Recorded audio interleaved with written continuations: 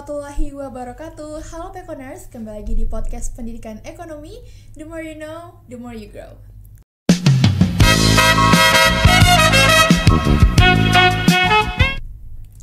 Oke Pekoners, kali ini bareng aku Zahra Maharani, mahasiswi Pendidikan Ekonomi yang bakal nemenin Pekoners buat ngobrol bareng narasumber keren di podcast kali ini.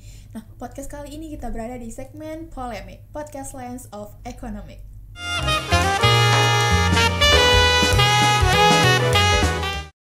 Oke Pekoners, of course di polemik kali ini kita bakal ngobrol bareng narasumber keren dari dosen selingkup Fakultas Ekonomi dan Bisnis Universitas Negeri Padang.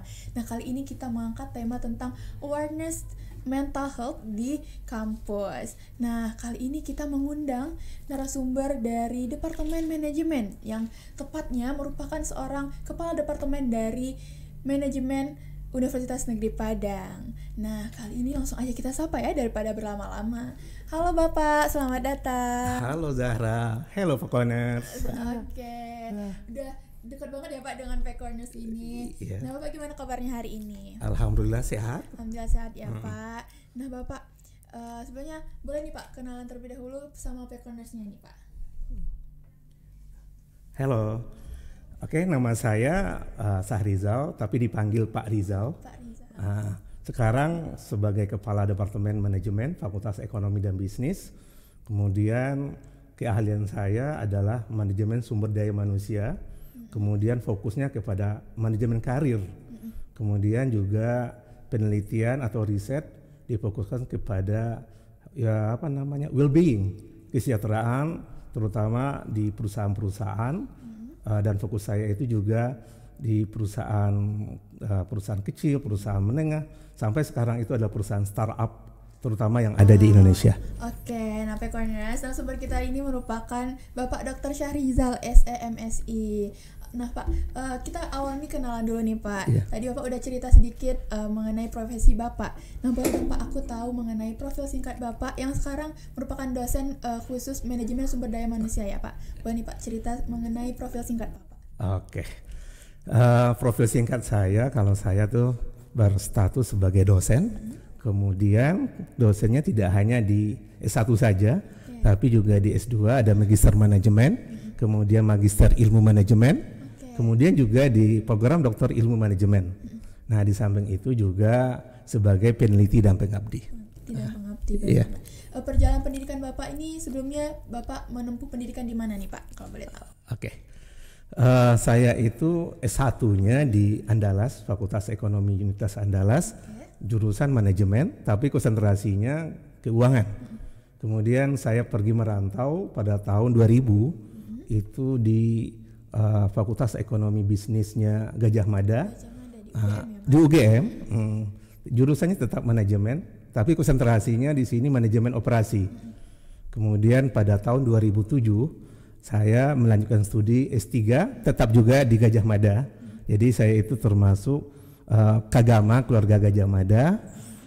Konsentrasinya tetap di manajemen, spesifiknya adalah manajemen sumber daya manusia. Nah, satu lagi waktu saya di S3, pembimbing saya itu promotornya ada juga yang dari psikologi. Jadi ada 2 dari ekonomi, 1 dari psikologi. Oke, baik Pak. Nah, seperti yang udah aku singgung di awal tadi, kita bakal mengangkat topik mengenai mental awareness di kampus nih Pak.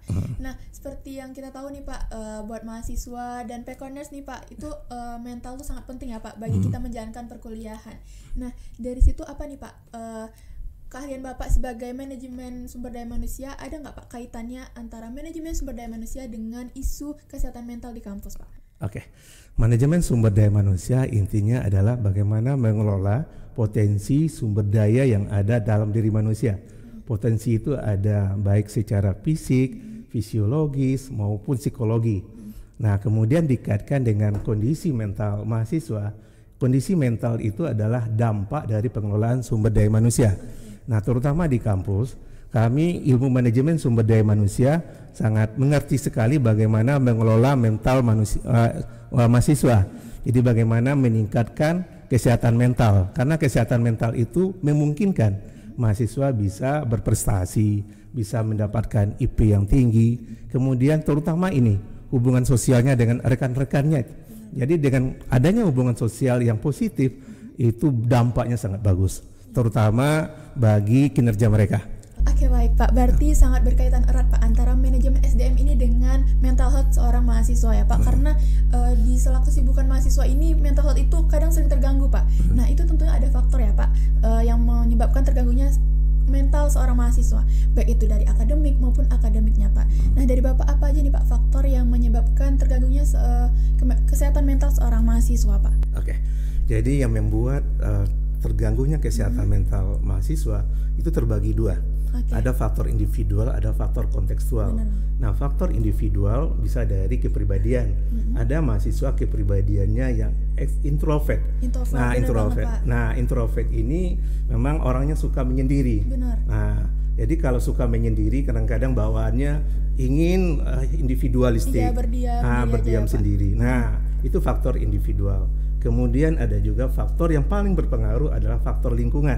Nah, kalau di kampus lingkungan itu adalah beban tugas ya, kemudian gaya dosen mengajar, kemudian yang terkait dengan perkuliahan.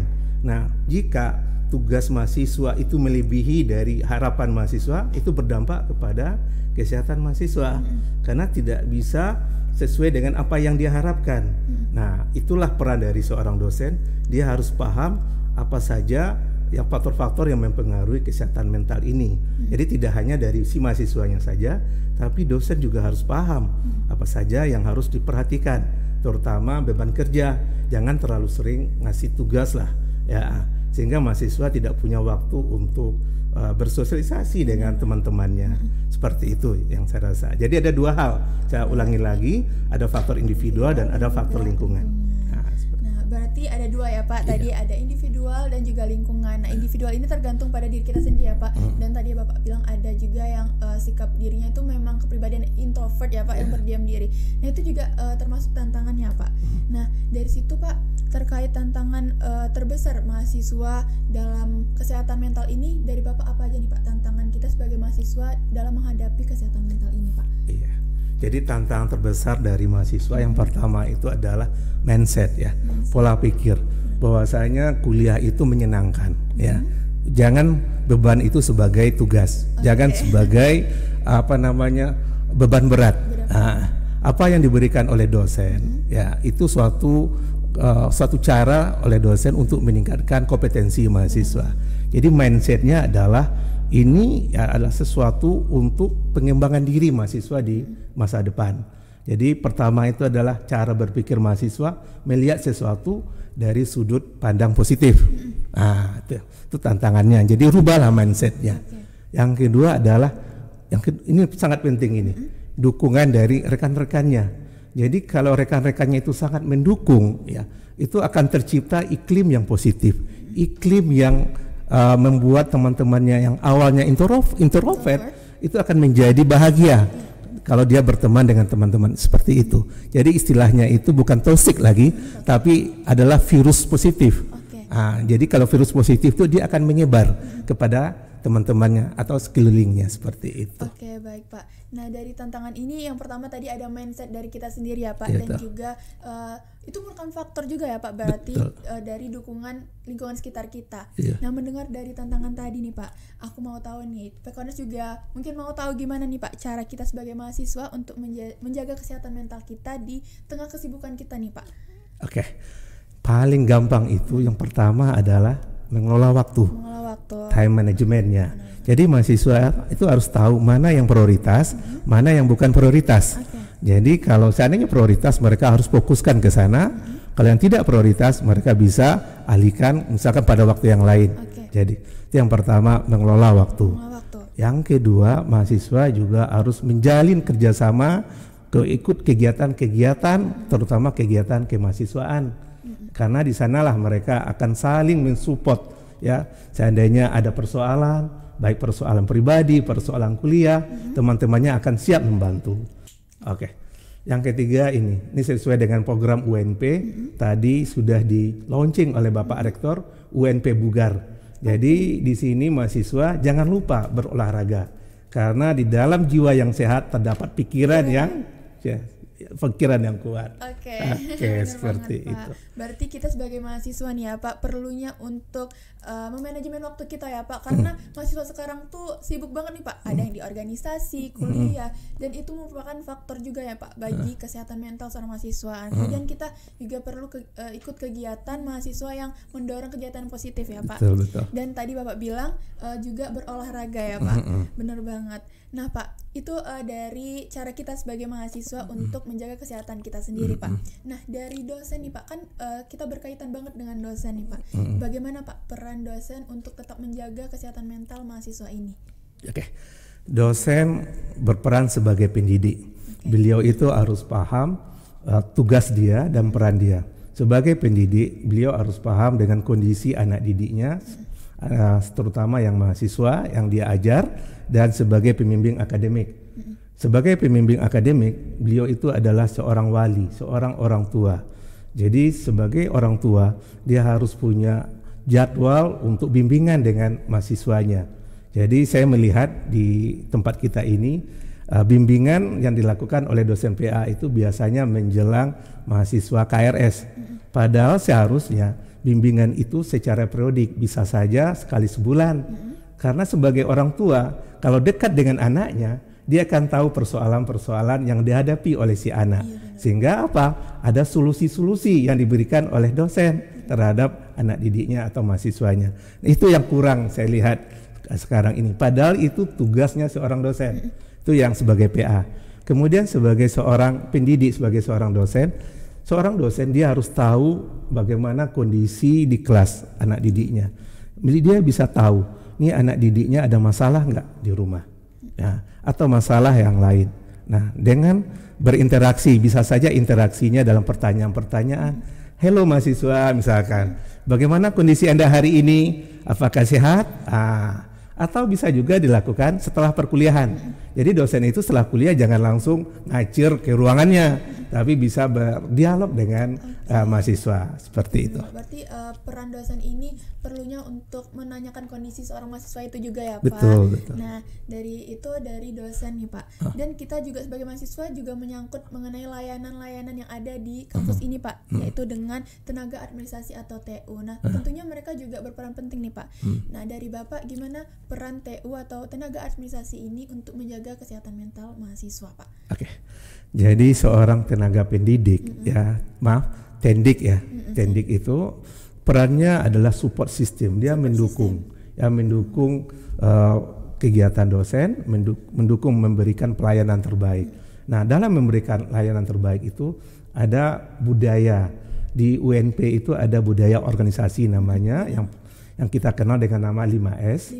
Senyum, salam, sapa, sopan, santun. Okay. Nah, seorang pendidik atau seorang tenaga pendidik, dia ketika berinteraksi dengan mahasiswa, dia harus senyum, ya, menanyakannya dengan sopan, salam. Nah, dengan budaya seperti itu, si mahasiswa juga akan merasa senang, nyaman.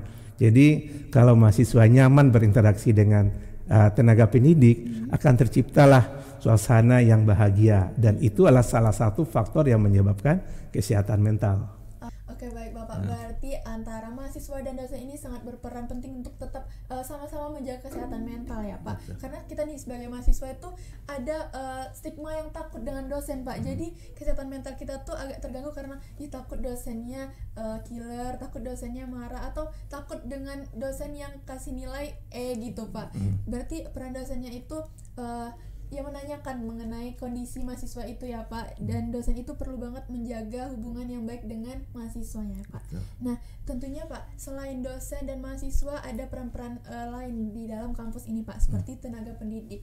Nah kita sebagai mahasiswa kan juga menggunakan layanan di kampus ya Pak, yang mana itu bersangkutan dengan tenaga pendidik. Nah dari situ bagaimana nih Pak peran tenaga pendidik dalam menjaga kesehatan mental mahasiswa Pak? Oke. Tenaga pendidik termasuk juga dosen dan mahasiswa itu adalah sivitas akademika. Jadi mereka itu adalah suatu sistem yang saling bekerja sama, saling berinteraksi untuk menghasilkan lulusan-lulusan yang berkualitas. atau juga mencapai visi dan misinya UNP atau FEB. Seperti yang kita ketahui, visinya UNP adalah menjadi universitas yang bermartabat dan unggul internasional. Nah, untuk itu peran dari Tendik, tenaga pendidik itu sangat besar sekali. Nah, seorang Tendik, mereka itu dibekali dengan pengetahuan bagaimana melayani mahasiswa, terutama mahasiswa yang datang dari luar negeri, karena di UNP ini juga ada mahasiswa asing, tidak hanya mahasiswa dalam negeri, dan ada mahasiswa dari Cina, ada dari Malaysia, ada dari Thailand, dan ada juga dari Kamboja. Nah, sebagai seorang Tendik, beliau tahu bahwasanya mahasiswa itu adalah customer mereka atau pelanggan mereka. Jadi kepuasan pelanggan itu adalah tujuan utama dari seorang Tendik. Jadi jika mereka ingin menciptakan kepuasan, mereka harus paham apa yang dibutuhkan oleh mahasiswa, apa keinginan mahasiswa. Nah, dari kebutuhan dan keinginan mahasiswa itulah mereka akan bisa memberikan layanan-layanan seperti apa yang diminta mahasiswa. Ada layanan akademik, contohnya masalah pengajuan komplain nilai. Nah, mahasiswa sering sekali itu melakukan komplain terhadap nilai yang mereka dapatkan. Nah, Tendik dengan senang hati, dengan senyum, karena di UNP ini ada budayanya, budaya 5S. Yang pertama senyum, yang kedua sapa, salam, sopan, dan santun. Nah, kelima ini itu harus menjadi internalisasi dalam diri seorang Tendik. Jadi ketika mereka ketemu mahasiswa, disampaikan yang salam. Mungkin kalau sama mahasiswa Muslim, assalamualaikum. Tapi kalau sama orang China, ya kalau pagi ya good morning. Nah, seperti itu. Jadi dengan salam itulah akan terjadi chemistry antara Tendik dengan mahasiswa, sehingga mahasiswa tidak lagi cemas, tidak perlu lagi takut dengan Tendik. Kita takut dengan Tendik yang misalkan kita datang, mungkin mereka agak cuek atau lagi banyak kerjaan ya Pak. Tapi di situ peran mereka harus tetap melaksanakan 5S tadi Pak. Betul sekali. Nah, jadi apa? Karena seorang Tendik itu dia adalah ujung tombaknya baik prodi, kemudian departemen, fakultas maupun universitas, keberadaannya sangat penting. Maka ya perguruan tinggi atau UNP juga harus tahu ya bagaimana meningkatkan kompetensi Tendik ini. Diberikanlah pelatihan, ya diberikan kursus-kursus, terutama melayani pelanggannya. Pelanggannya tidak hanya mahasiswa, tapi juga ada dari perusahaan, ada juga dari alumni. Nah, kalau Tendik yang ramah, Tendik yang sopan, itu akan membuat orang puas. Nah, kalau puas itu akan berdampak kepada image-nya prodi, fakultas maupun universitas. Nah, jadi nampak sekali Tendik itu sangat besar peranannya dalam memajukan atau mencapai visi misinya UNP. Oke, benar banget Pak. Nah, dari 5S tadi itu juga menunjukkan gimana kinerja dari tenaga pendidik tadi ya Pak untuk tetap bisa menjaga kesehatan mental dari mahasiswa ini. Kadang kita mahasiswa ini pengen butuh apa-apa, kita kan datangnya ke tenaga pendidik ini ya Pak. Nah, itu perlunya kita 5S Pak. Oke, baik Pak, tadi kita udah ngobrol bareng dan membahas mengenai mental health mahasiswa nih ya Pak. Nah, kita sekarang mau seru-seruan bareng biar mental health kita makin bagus nih Pak. Oke, Pekoners, kita akan masuk ke game session.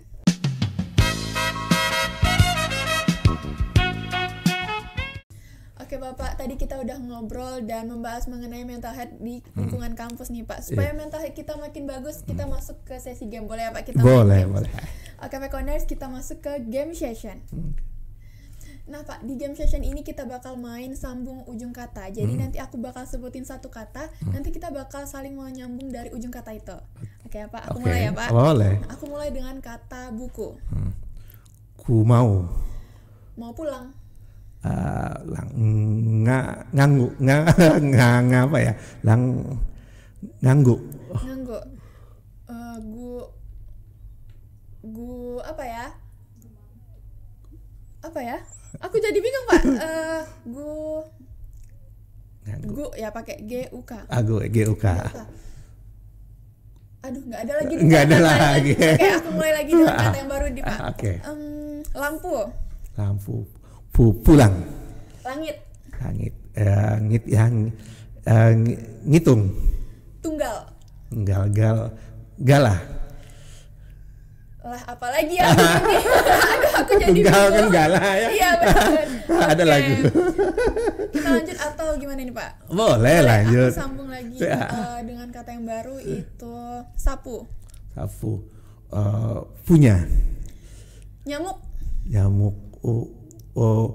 Ukti. Bukti. Tikus. Tikus. Usir. Kusir. Sisir. Sisir rambut jadinya. Oke Bapak, mungkin kita udah mulai bingung nih Pak. Kata selanjutnya ya Pak. Oke Bapak, terima kasih nih Pak udah mau ngobrol seru-seruan bareng di podcast Pendidikan Ekonomi. Nah di game session ini berarti kita mau menutup perbincangan kita kali ini Pak. Nah tapi sebelum itu aku mau minta closing statement dari Bapak sebelum kita menutup perjumpaan kita nih Pak. Buat PKS. Oke. Apa namanya tadi? Kesehatan mental ya. Iya. Kesehatan mental bagi mahasiswa itu sangat penting karena kesehatan mental itu adalah sejahtera mental. Sejahtera mental itu indikasinya adalah sejahtera secara fisiologis, sejahtera secara psikologis, dan sejahtera secara emosional. Jika mahasiswa punya kesehatan mental yang bagus, memungkinkan ia punya prestasi, baik prestasi akademik maupun non-akademik. Begitu juga dengan lingkungan sosialnya. Orang yang sehat mentalnya, lingkungan sosialnya juga akan bertambah baik. Kemudian untuk menciptakan kesehatan mental mahasiswa itu butuh dukungan dari dosen, dukungan dari Tendik. Bersama-sama ketiga elemen itu akan bisa menghasilkan atau menciptakan kesehatan mental mahasiswa, terutama mahasiswa PEKON atau mahasiswa UNP umumnya. Terima kasih. Baik Bapak, berarti dari closing statement Bapak tadi aku tarik kesimpulan bahwa pentingnya kita untuk mencari dukungan dan lingkungan yang positif biar kita makin sehat mentalnya ya Pak ya, sebagai sekali. mahasiswa. Nah buat Pekoners kita benar-benar berada di ujung segmen podcast pada kali ini. Nah sebelumnya aku mau terima kasih Bapak untuk Bapak yang udah mau ngobrol dan seru-seruan bareng nih di podcast Pendidikan Ekonomi. Oke, sama-sama. Iya Bapak. Nah, Bapak ada nggak sosial media yang mungkin buat Pekoners mau mengunjungi sosial media Bapak? Ada. Jadi lihat aja di manajemen FEUNP. Oke, manajemen FEUNP. Oke.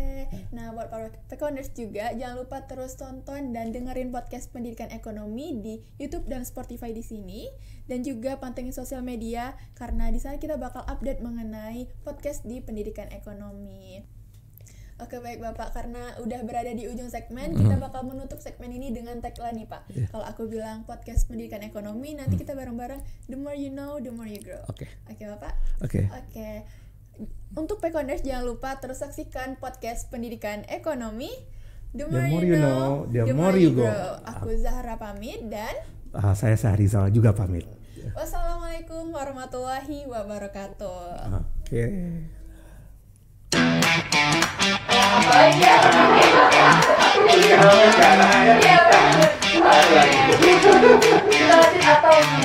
Boleh.